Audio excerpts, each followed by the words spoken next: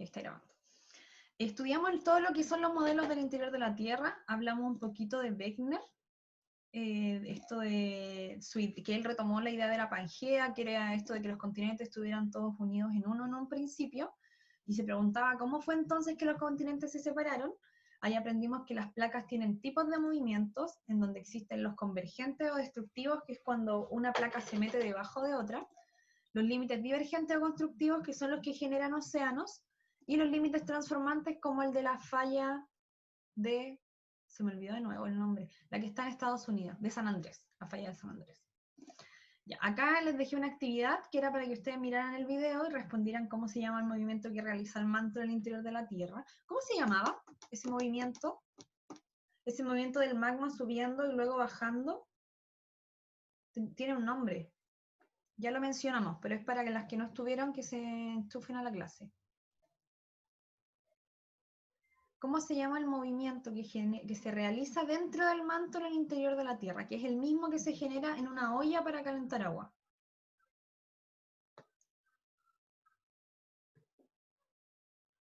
Es una forma de transmisión del calor. ¿Cómo se llamaba ese movimiento? Lo están buscando, no lo habían visto. Ese movimiento, chicas, se llama convección. Las corrientes que se forman en el interior del manto son corrientes de convección, y lo que hacen al llegar a la superficie es fracturar las placas e ir generando estos nuevos océanos. Así es como se generan los océanos en el mundo, que es convección en el manto. Luego estudiamos cómo se relaciona todo esto con los sismos, porque obviamente está muy ligado. Estudiamos los 4 tipos de ondas, las 2 que son, ¿cómo se llama esto? Que se generan en el hipocentro, al interior de la Tierra, que son las ondas P y S, y las ondas que se generan en la superficie, que son las R y las L, ¿ya? Donde las L o LO son las más destructivas. Luego estudiamos cómo se ve esto en un sismógrafo, y es que primero se ve una rayita, que es esa primera onda P, que es la que sienten los perros, y luego de un tiempo se siente la onda S, que es cuando nosotros lo comenzamos a percibir, ¿no? Luego hablamos de estos 2 tipos de escala, y les conté que había una tercera que se llamaba magnitud de momento. Y ahí terminamos la clase pasada, ¿no? Terminamos con dinámica de la Tierra. Yo metí toda la materia de dinámica de la Tierra en una clase. Lo que vamos a hacer hoy día es empezar a comenzar el universo, ¿sí? Y vamos a iniciar con esta presentación. ¿La ven bien, cierto? ¿No tienen dificultad en verla? No. Ya, genial. Entonces, la clase de hoy día se trata de origen y evolución del universo. Para esto, dígame. Parece que alguien me saludó. Bueno, pero si tienen duda me hablan nomás, ¿ya? Voy a terminar de admitirlo. Eva es ubica. No, es que llegó a saludar, está bien. Está bien, sí hay que saludar. Ya, pucha, se me adelantó. ¿Por qué pasan estas cosas? Ahí sí. Ya, vamos a estudiar entonces el origen, que ya muchas deben saber cuál es una de las teorías más famosas del origen, pero igual tenemos que comprenderlas todas desde la parte científica. El objetivo entonces es comprender los aportes que hizo este caballero llamado Edwin Hubble en la explicación del origen del universo. ¿Alguien había visto la foto de este caballero alguna vez? Porque siempre sale con pipa, él era un hombre muy serio, que fumaba pipa. Bueno, estas son las preguntas iniciales de la unidad, y no voy a avanzar la clase hasta que alguna de ustedes me dé su opinión, porque hacer una clase sola es súper fome, así que por favor quiero que opinen. Las preguntas son: ¿qué características tiene la Tierra que la hacen diferente al resto de los planetas del sistema solar? La segunda es: ¿por qué los planetas orbitan alrededor del Sol? Y la tercera es: ¿qué crees que hay más allá del sistema solar? Ya, con que alguna de ustedes me responda una de ellas, o sea, que me responda una niña cada una, con 3 niñas que hablen me basta. ¿Ya? Denle, no sé quién era. Obviamente, lo que le hace diferente a los otros planetas que habitan el sistema solar es que es habitable. Y hay oxígeno. Sí, porque es habitable y hay agua potable y hay oxígeno y nitrógeno y esas cosas. Ya, no somos el único planeta que tiene oxígeno e hidrógeno, pero sí somos el único planeta que tiene vida, habitable. Claro, Tampoco somos el único planeta que está en la zona habitable, pero sí somos el único planeta que tiene vida. Y hay otro planeta que está en la zona habitable que es Marte. Pero Marte no tiene algo que la Tierra sí tiene, que es atmósfera. Y es la atmósfera y el estar en la zona habitable lo que permite que en la Tierra haya surgido vida humana, porque también puede haber vida en otros lados. De hecho, hay una luna de Júpiter que vamos a estudiar también que tiene agua líquida, pero no la tiene en la superficie, porque obviamente está congelada en la superficie. La tiene en el interior del planeta, donde está más tibio. Y ahí no han podido ingresar, entonces no saben si ahí podrían encontrar algún tipo de microorganismo o algún tipo de vida. Pero vida humana sabemos que no hay en otro planeta que no sea la Tierra, en el sistema solar. Ya, ¿qué creen ustedes que hay más allá del sistema solar? ¿Alguna?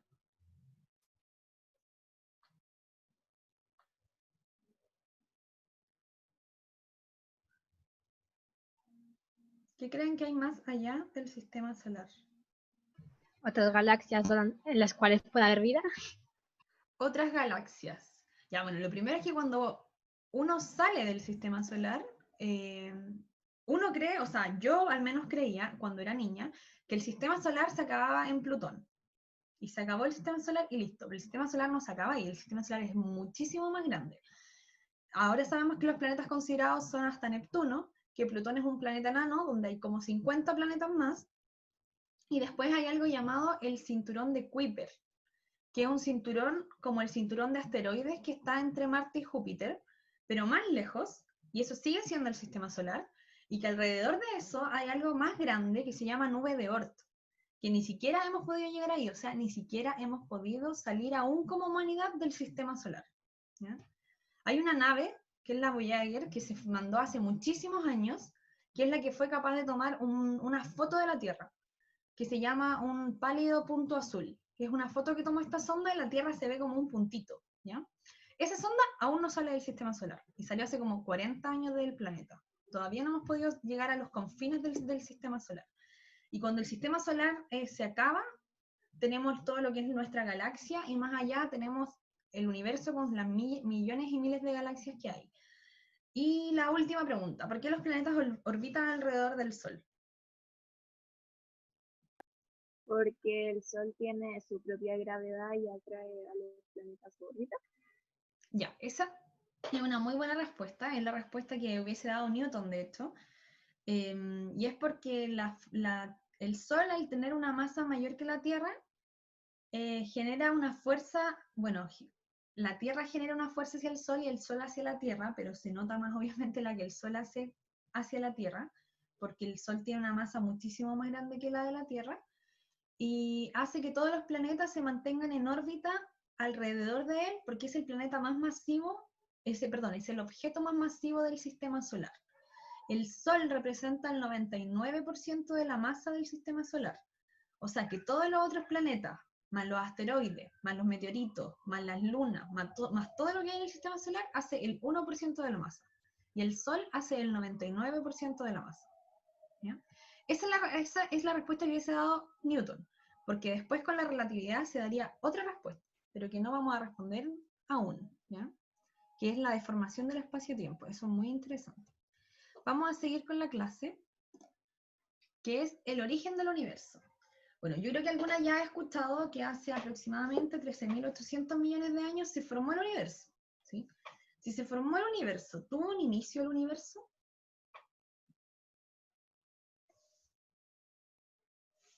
Hay un momento en el que yo podría decir, aquí nació, de aquí en adelante el universo nació y ahora empezamos.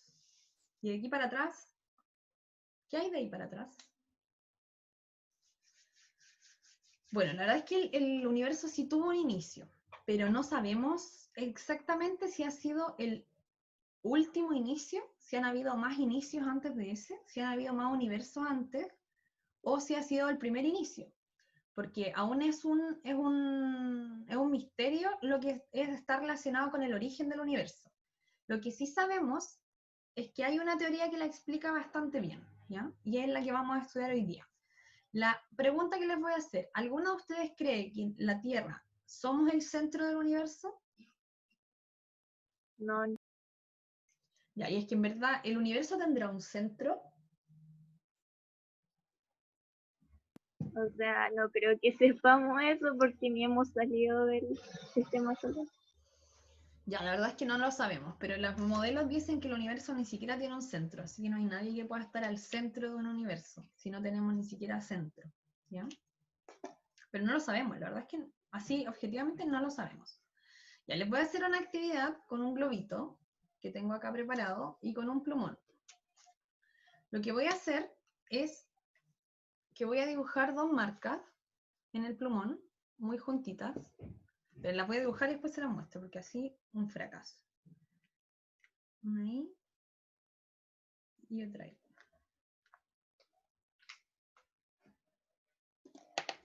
Ya, entonces, en el globo he dibujado dos puntitos azules que están bien cerquitas, están como a 1 centímetro uno del otro. Lo que voy a hacer ahora es empezar a representar qué ocurre con estos puntitos cuando soplo el globo.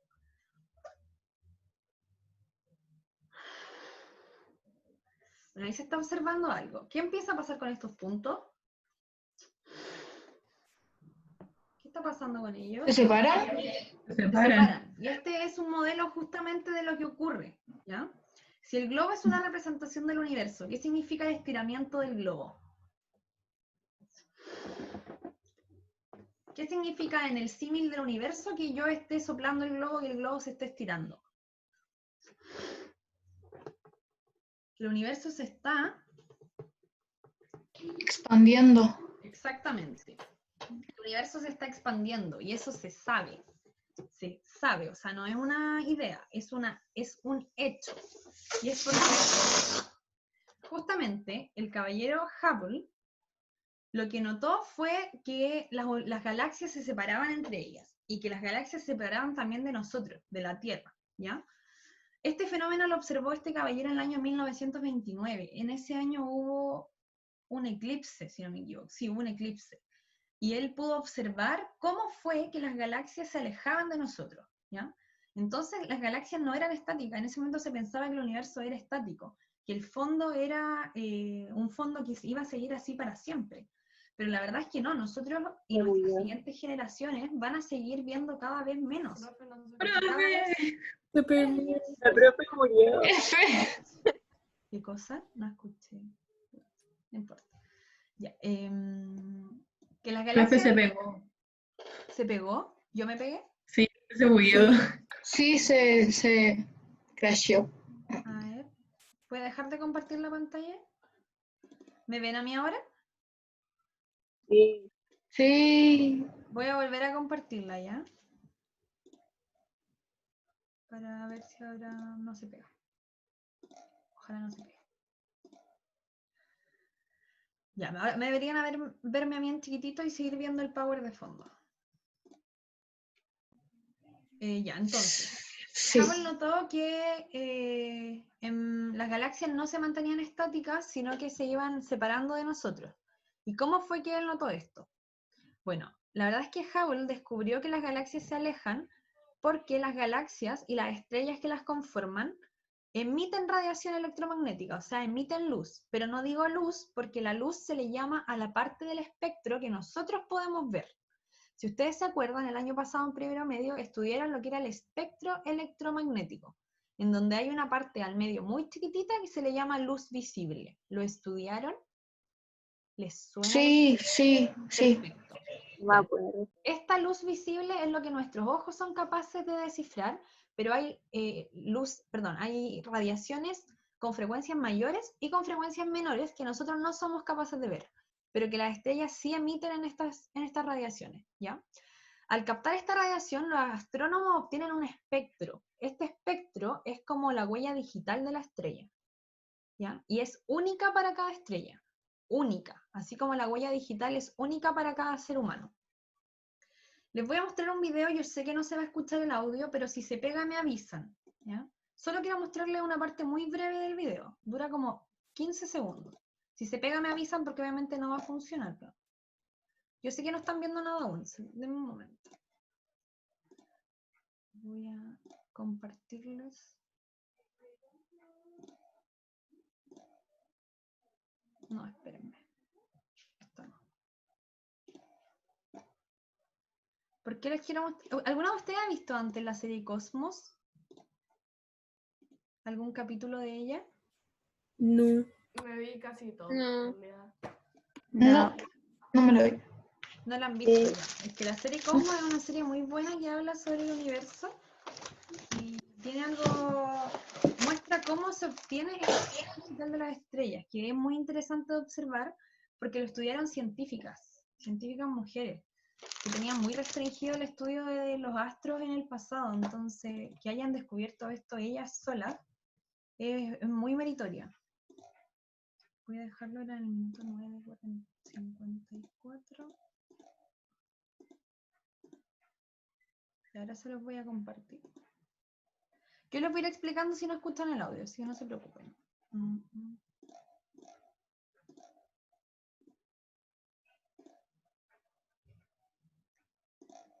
Parece que estamos todas hoy día. Son 36 y están las 36. Maravilloso. Ya, entonces, ¿qué vamos a ver ahora? Vamos a ver un pequeño fragmento del capítulo 8 de la primera temporada de Cosmos, que muestra cómo se obtiene esta huella digital de las estrellas. Les vamos a poner play.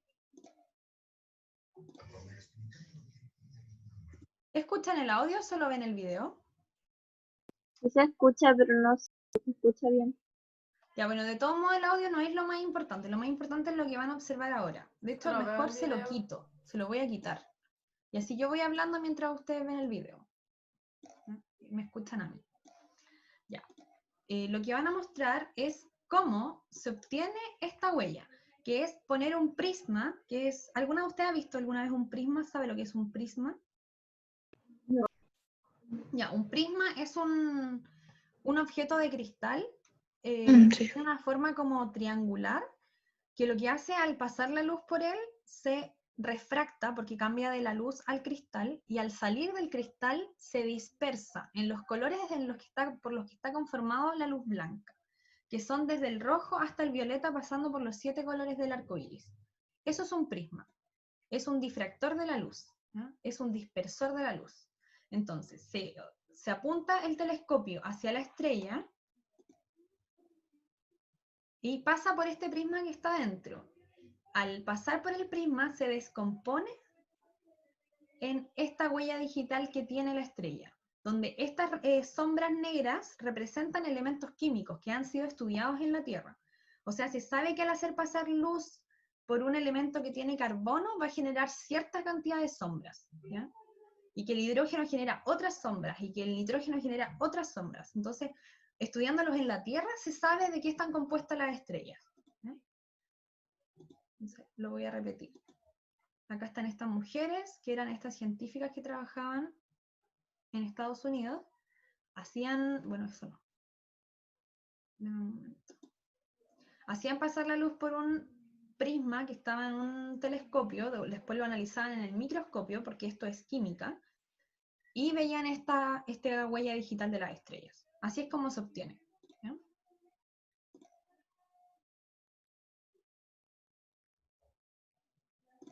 Ya. Voy a compartirles de nuevo el PPT. Ya, entonces, esta línea, esta emisión, este espectro, se obtiene al hacer pasar la luz de una estrella por un prisma y puedes analizarlo en el microscopio. Y viendo cómo se comportan con los elementos que nosotros ya tenemos en la Tierra. Ya, entonces, con este espectro, que fue estudiado por una astrónoma que se llama Annie Jam Cannon, y que después fue sistematizado por la astrónoma Cecilia Payne, que es una inglesa que se fue a estudiar a Estados Unidos porque en Inglaterra no podía estudiar astronomía, se dieron cuenta que cuando las cosas que emiten radiación se mueven, se corren hacia el rojo. O sea que si algo está emitiendo luz y está quieto, se ve de cierta forma, y cuando esto que está emitiendo luz se mueve, da otro espectro. Y se sabe que cuando se alejan, las líneas espectrales se mueven un poquito hacia el rojo, ¿ya? Entonces, por ejemplo, si la línea del carbono debería estar como al medio, y esto tiene carbono y se está moviendo, se ve un poquito más hacia la derecha que el centro, se ve un poquito más hacia el rojo. Y que cuando algo se está acercando a nosotros, se ve corrido hacia el azul. Se le llama corrimiento hacia el azul. Nosotros sabemos que todas las galaxias se alejan de nosotros porque todas se corren hacia el rojo cuando las analizamos así. excepto una, porque hay una galaxia que se está acercando a nosotros. ¿Alguien sabe cuál es? ¿Cuál es la única galaxia que se acerca a nosotros en vez de alejarse?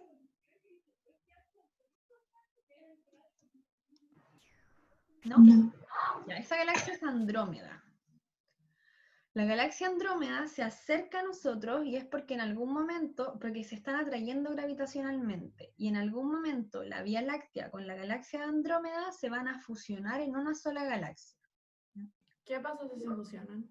No pasa nada, la verdad, porque hay tan pocas estrellas que es imposible que una estrella choque con otra. Las posibilidades son bajísimas. Pero si uno lo ve como desde afuera de las dos galaxias, se ve como que empiezan a fusionarse, que sus brazos se empiezan a volver uno. Pero en el detalle no pasa nada, porque la estrella, o sea, el universo tiene tanto vacío y tan poca materia que la probabilidad de que la materia interactúe entre ellas es muy baja. Pero es un espectáculo bonito de ver si uno está afuera. Nosotros claramente no estamos fuera y no vamos a estar vivas cuando eso ocurra, así que es algo para el futuro. Ya, entonces, corrimiento al rojo. Ocurre cuando un cuerpo que emite luz viaja alejándose del observador. Hubble notó que midió el corrimiento al rojo de muchas galaxias y llegó a la conclusión de que todas se alejan de la Tierra, lo que significa que el universo se está expandiendo. Si se está expandiendo, él se preguntó cómo habrá estado en el pasado. Y ahí fue cuando respondió que si las cosas se expanden en el futuro, o sea, cuando el tiempo avanza, las cosas se expanden, si yo retrocedo, las cosas se van juntando, hasta que llegan a un punto infinitamente denso de materia. ¿Ya? Y a ese se le llama como el punto inicial. En ese punto estaba condensada toda la materia, la energía y el tiempo, también el tiempo. Ven que antes de eso no había tiempo, entonces nosotros no podemos preguntarnos qué había antes del Big Bang si en ese momento se creó el tiempo. ¿Ya?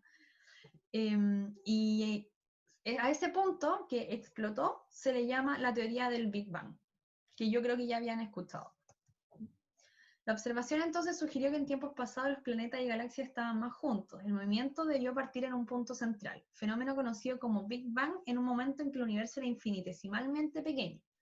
Según esta teoría, el Big Bang sería el origen de todo, es decir, se pasa de la nada más absoluta hasta la creación de la materia, el tiempo y la energía.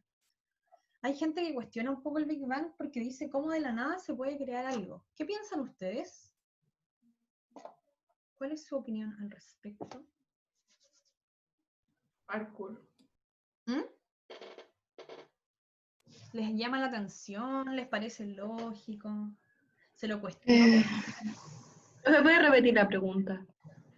Que hay algunas personas que cuestionan esta teoría porque dicen que cómo de la nada se puede crear todo. Y mi pregunta es si a ustedes eso les hace ruido, que había nada y en un instante se crea. Así, pa. Yo creo que todo es muy inesperado, se puede, sí se puede. Yo creo Sí, que sí se puede. es que puede ser y puede no ser. Lo único que sabemos es que sí las cosas estaban más juntas antes. Y que más Es que, no sé, eso como que desafiaría un poco la ley que propusieron de que nada se crea o se destruye. No sé. claro, lo que pasa es que esa ley, que es la ley de Lavoisier cuando es materia, y no me acuerdo cómo se llama cuando es energía, que nada se crea ni se destruye, solo se transforma, no se está incumpliendo ahí porque en el fondo estaba todo esto en un punto, pero como en pausa. Estaba así como que no sabemos por qué. Todo esto que estaba comprimido en un punto, en algún momento cambió. Algo dentro de eso cambió. Y eso hizo que ese cambio en algo que no sabemos qué es, hizo que esto explotara y empezara así. Pero muy rápidamente, niñas. Es como en una fracción de segundo pasó de tener el porte de algo que cabe en la mano al porte de la Tierra. Y en una fracción de segundo después medía lo mismo que el sistema solar. Y en otra fracción de segundo ya medía lo mismo que la Vía Láctea. Era así un crecimiento loquísimo, ¿ya? Y en este crecimiento, lo que pasa es que el universo se va enfriando. Es como cuando yo tengo agua caliente y la pongo sobre, o sea, el té lo pongo sobre la taza para que se enfríe. Cuando las cosas se expanden, se enfrían. Entonces, al principio no se podía formar nada porque teníamos algo demasiado caliente como para poder formar algo. Era el caos absoluto. Cuando esto se empezó a enfriar, se empezaron a formar los elementos. ¿Cuál es el primer elemento químico que se formó? ¿Alguna sabe? ¿El hidrógeno? El hidrógeno. Sí, el El hidrógeno. ni- sí, El sí. primer elemento de la tabla periódica es el primer elemento químico que se formó. Y todo el hidrógeno que hay en el universo se formó en ese instante. En el instante en que una fracción de segundo después del Big Bang, se generó todo el hidrógeno que hay en el universo. O sea, no se ha formado ni un átomo de hidrógeno después de eso. El hidrógeno que está en este momento dentro de ustedes, el hidrógeno que está en el aire que respiramos, se formó todo en el Big Bang. ¿Ya? El helio se ha formado, alguno en el Big Bang y alguno dentro de las estrellas, pero el hidrógeno se formó todo en el origen del universo. Vamos con la siguiente. Profe, ¿y no saben por qué pasa eso? ¿De por qué el hidrógeno no se renueva, quizás? El hidrógeno no se ha renovado porque para poder formar nuevo hidrógeno tendríamos que tener partículas subatómicas, porque piensa que el hidrógeno tiene solamente un protón y un electrón. Entonces, para poder formarlo necesito cosas más chiquititas que un protón, que son las cosas que forman un protón, que se llaman quarks, pero los quarks no se encuentran solos en el universo. Ya no hay quarks volando. Antiguamente, antes de que hubieran átomos, los quarks sí estaban sueltos, pero ahora no. Ya el universo alcanzó la edad suficiente como para que todos los quarks hayan formado materia. Y por eso todos los quarks formaron hidrógeno y después el hidrógeno empezó a transformarse en otros elementos dentro de las estrellas. En el Big Bang se formó hidrógeno, helio y un poco de litio, nada más. El hidrógeno todo, el helio como el 25% y el litio mucho menos. Y el otro 75% de helio se ha formado dentro de las estrellas. Profe, Dígame. ¿el litio no sirve como antidepresivo? Sí, es un antidepresivo. Es uno que se toma para la depresión, exactamente. Ya, esta es la representación esquemática de lo que representaría el Big Bang. En un principio estaba este único punto que tenía condensada toda la materia, la energía y el tiempo. Ocurre algo que si nos preguntamos por qué ocurrió, la verdad es que nunca lo vamos a saber, porque la ciencia responde los cómo, no responde los por qué. ¿Ya? El método científico responde cómo ocurren las cosas. Los por qué no los puede responder porque el por qué apela a una razón. Y la verdad es que no tenemos ninguna razón para responder por qué el universo se empezó a expandir. La religión puede dar sus explicaciones, la ciencia puede dar otras, pero no tenemos ninguna concreta. Luego, no sé si notan que en este punto de acá, como que hay un crecimiento exponencial, es como una inflación.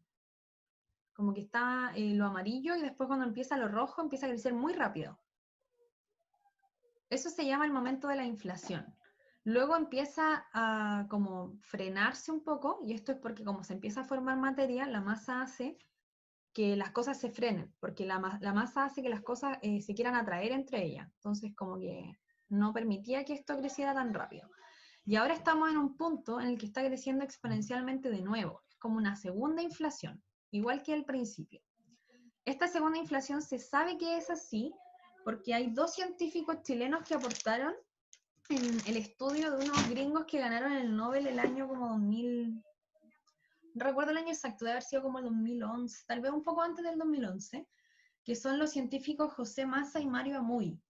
Ellos estudiaron durante años cómo se comportaban ciertos tipos de supernovas, y al estudiar cómo se comportaban ellas, notaron que el universo estaba expandiéndose aceleradamente de nuevo, o sea que estamos en una segunda inflación. Estos datos aportaron al estudio de estos dos norteamericanos y ganaron el Nobel de Física en ese año. Le dieron los agradecimientos a los chilenos, pero no es lo mismo como si se lo hubiese ganado en Chile. Entonces tenemos este modelo, es un modelo, ¿no? Es una teoría. Vamos a ir viendo paso a paso qué fue lo que fue pasando en el Big Bang. Sabemos que la primera fuerza en aparecer fue la gravedad, porque se formaron las primeras materias, o sea, los primeros elementos que forman la materia, que son los quarks. ¿Y por qué dice la primera fuerza? ¿Hay otras fuerzas aparte de la gravedad? ¿Alguna sabe?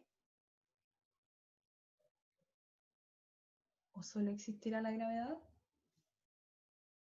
Bueno, dice la primera, así que tienen que haber otras, porque si hay una primera es porque hay una segunda, una tercera y una cuarta. Y sí, hay más fuerzas. Se llaman fuerzas fundamentales y son 4. La primera fuerza fundamental en crearse fue la gravedad. La segunda fue la fuerza nuclear fuerte. que es la fuerza que mantiene unidos los protones dentro del átomo, ¿ya? Ustedes en octavo estudiaron un poco de electricidad y saben que los protones al ser positivos se repelen eléctricamente entre ellos, porque cargas del mismo signo se repelen, ¿cierto? Sí, Ya, entonces, ¿cómo se mantienen los protones unidos dentro del átomo? A través de esta segunda fuerza, que se llama nuclear fuerte. Luego tenemos una tercera fuerza que se llama la fuerza nuclear débil, ¿ya? Que es la que mantiene los electrones alrededor del átomo. Y tenemos la última fuerza llamada electromagnética, que es la cuarta fuerza, que mezcla la electricidad con el magnetismo. Y ahí tenemos las 4 fuerzas fundamentales. Esas 4 fuerzas de todos modos se estudian en cuarto medio, pero nunca está de más nombrarlas desde antes. ¿Qué les iba a comentar? Que no sé si alguna vez, o yo soy muy ñoña, no sé, ha visto un meme como de la unificación de la relatividad con la física atómica, la física nuclear. Porque estas dos teorías, que es la física relativista, que explica la fuerza de gravedad, y la fuerza que hay en el interior del átomo, son incompatibles en una única teoría. Stephen Hawking trató de unificar las 4 fuerzas en una única teoría que se llamaba la teoría del todo, pero no lo logró, ¿ya? Y actualmente la fuerza de gravedad está en una teoría y las otras 3 fuerzas fundamentales están unificadas en otra. Pero la fuerza de gravedad no han logrado unificarla con las otras 3, con la electromagnética, nuclear fuerte y nuclear débil. La fuerza de gravedad se comporta de una forma muy distinta, es una fuerza muy especial, ¿ya? Es la fuerza que entendemos menos de esto. Es como la que aplicamos más en el día a día, porque nosotros sabemos que un lápiz se me cae porque la Tierra lo atrae gravitacionalmente, pero si lo estudiamos como en grandes cuerpos, la fuerza de gravedad es la menos entendible, y no se ha podido unificar con las otras 3 fuerzas. No hay una teoría que las unifique. Stephen Hawking es el que ha estado más cerca, pero no lo ha logrado. No lo logró porque ya murió de esto. Ya. Después de que pasó esto de que se formó la fuerza de gravedad, quedó definida al tiro la forma y el contenido del universo. ¿Por qué dice la forma? Porque hay distintos tipos de universo y sabemos que el nuestro tiene una forma dada. ¿Cómo lo sabemos? Porque lo hemos estudiado, hemos mirado hacia el pasado. Cuando uno mira más lejos en el universo, mira hacia el pasado. Y ese pasado nos muestra cómo es la forma del universo, ¿ya? Una fracción de segundo después apareció la fuerza de gravedad, que fue la primera en aparecer. Se desprendió una onda inmensa de energía y comenzó la expansión del universo en todas las direcciones a una velocidad inimaginable, que es esto que se llama inflación. Luego, unas cuantas unidades de tiempo de Planck, y acá dice una nota, ojo, que es el tiempo de Planck, para describir los fenómenos que ocurren en el origen del universo. Como todo era así tan rápido, se creó una unidad de tiempo que se llama tiempo de Planck, que es 1 partido en 10 elevado a 43 segundos.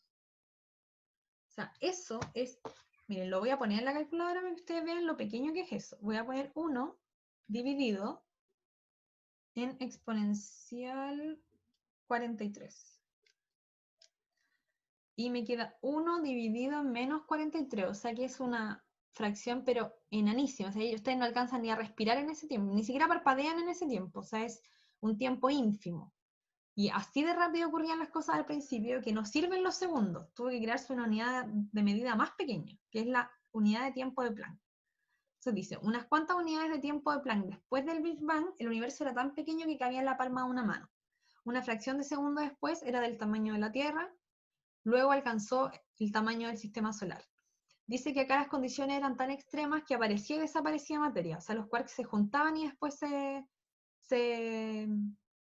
¿cómo se dice? Se rompían. Se transformaba materia y energía simultáneamente, porque nosotros sabemos que hay una igualdad entre materia y energía.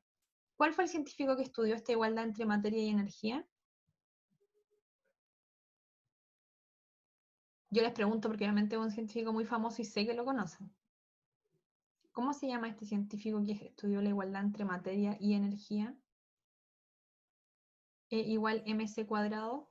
Einstein. No sé. Einstein. Entonces, al principio del tiempo teníamos energía y materia transformándose constantemente. Y a medida que el universo se enfriaba, porque se estaba expandiendo, las partículas se hicieron más estables y dejaron de transformarse en energía. Dijeron, ya nos calmamos un poco y ahora somos materia, ya dejamos de ser energía. O sea, no dejamos de ser energía, pero dejamos de transformarnos en energía.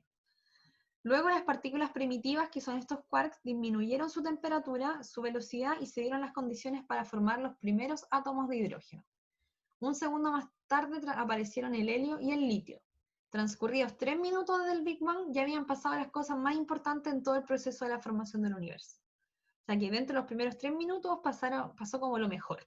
Y después ha ido pasando todo un poco más lento. Unos 380.000 años después, el universo comenzó a ser transparente. ¿Qué quiere decir que se volvió transparente?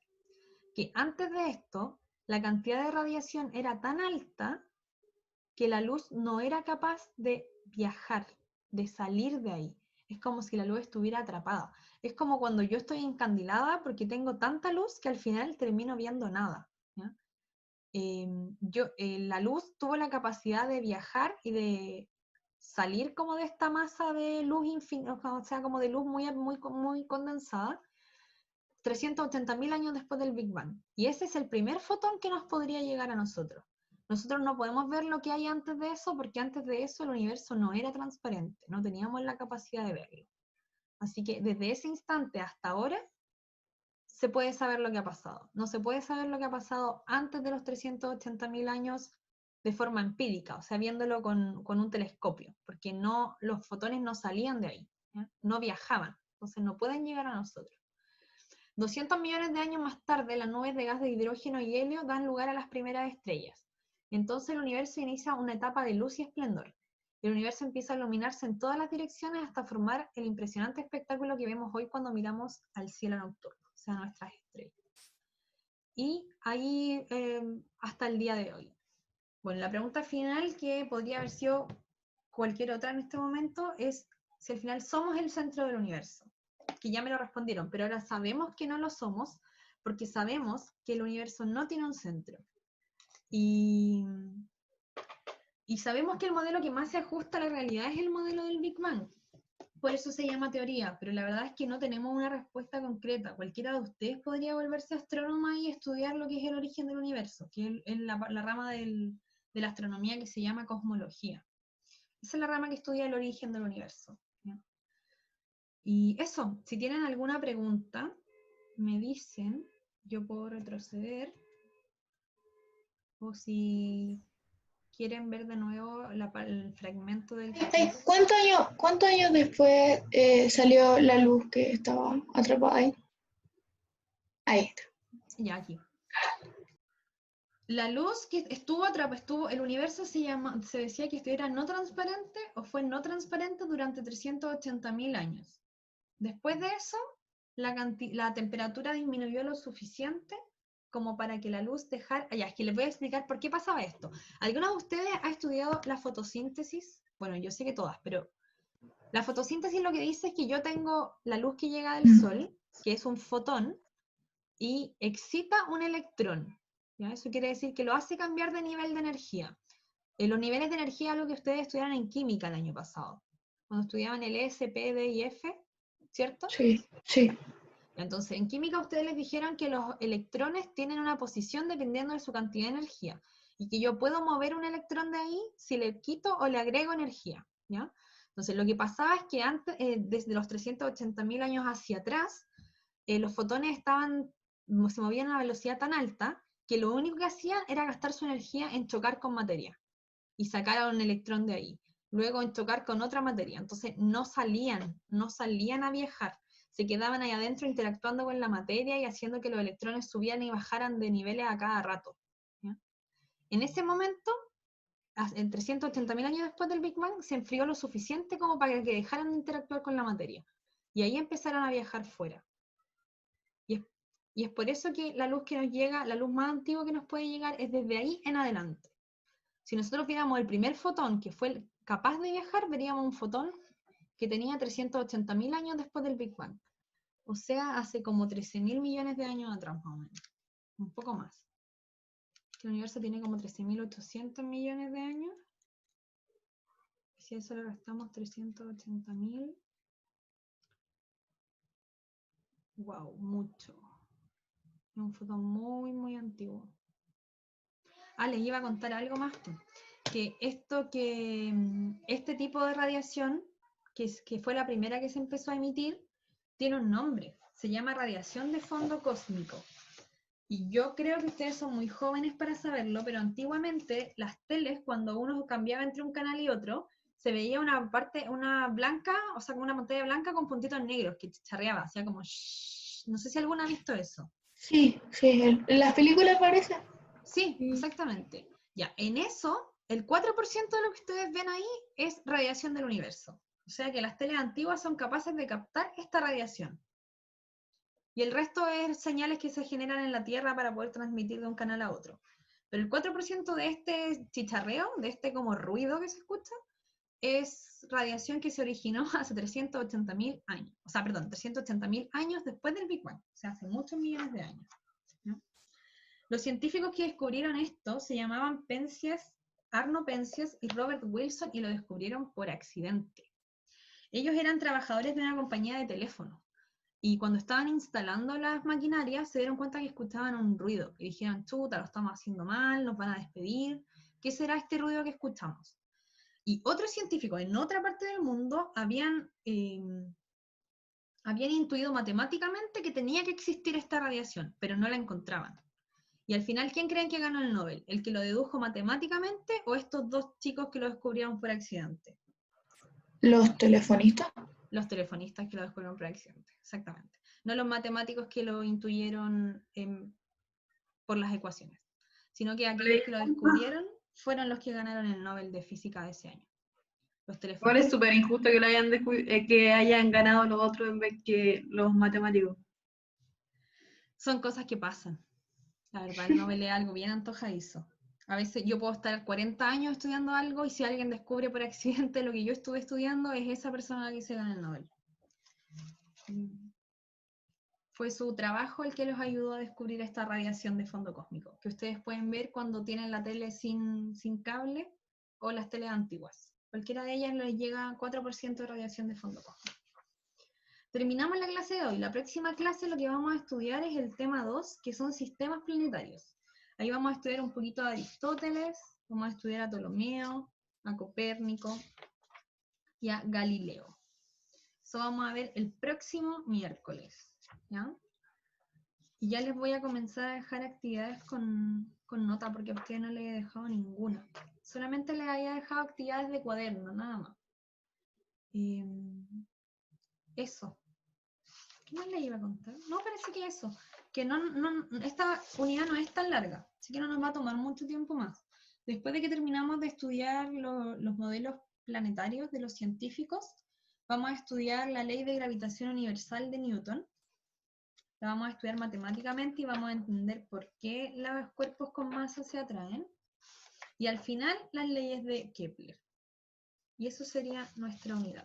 O sea, deberíamos estarla terminando como en unas 3 semanas más o menos. 4 tal vez. Profe, ¿esta clase a dónde la va a subir? A YouTube. Y después la voy a poner en mi blog. Ay, uy, yo no le había subido. ¿Cuál es su canal de YouTube? Da lo mismo porque como se las pongo en el blog, se meten ahí en el link que les voy a dejar. Sí, es que en la mañana como estaba haciendo clase a tercero y a cuarto medio, se me olvidó decirles que yo nunca les subí la clase de hace 1.000 millones de semanas atrás. Y me di cuenta ayer cuando estaba revisando el blog que no se la había subido. Así que si alguna se metió al blog hoy día, de hecho lo vamos a ver. Espera.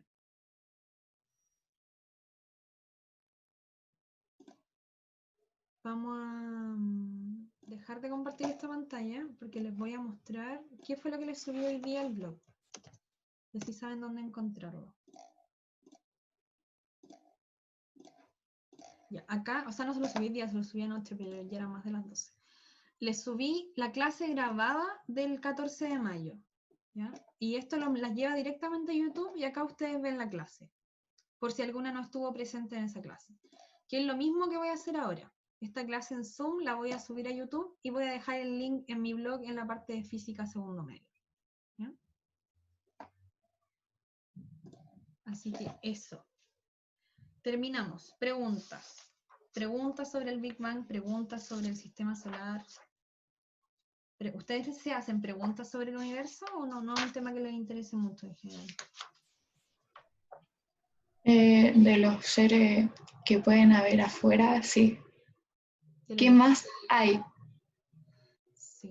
Eso. aparte de cuerpos, Ujú. otras especies. Es como, wow. De hecho, hace el año pasado, si no me equivoco, se descubrió que la estrella más cercana a nosotras, que se llama Alpha Centauri, tiene un planeta llamado Próxima Centauri que está en la zona habitable. Así que podría ser que nuestra Sí, eso lo vecina leí. tenga un planeta con vida. Podría serlo. El problema es que está tan lejos que nosotros miramos al pasado de ese planeta. Entonces no veríamos lo que está ocurriendo ahora. Si ahora hay vida como inteligente, no lo sabemos porque la luz tiene un tiempo limitado en viajar. Nosotros no podemos ver nada no podemos ver algo que no nos haya llegado. Para que nos llegue tiene que viajar. Entonces, lamentablemente, cada vez que miramos lejos, miramos hacia el pasado. Y mientras más lejos miramos, más hacia el pasado vemos. Es loco, es igual. No sé, me llama la atención. Eso, terminamos. Les voy a subir la clase y el PPT para que lo pasen a su cuaderno y tomen apunte y lo escriban muy bonito. Y ya la próxima semana nos vamos a ir con los científicos y los modelos planetarios. Profe, ¿iba a ir grabando todas las clases? Sí, porque ¿O va a hacer...? Ah, ya. para que tomen apunte bien, no así porque yo igual hablo rápido, porque no voy a estar así como 2 horas pegada en el Zoom, de hecho ya llevo como 5 horas y estoy muerta. Y eso, pero sí, pues tienen que anotarlo, estas son clases reales, son clases como si estuviéramos en el colegio, así que tienen que estar en su cuaderno cuando nosotros volvamos al colegio. No se dejen estar porque sabemos que no vamos a volver ahora, pero sí tenemos que ir avanzando, ir aprendiendo lo más que podamos en nuestras casitas. Voy a dejar de... Voy a detener la grabación.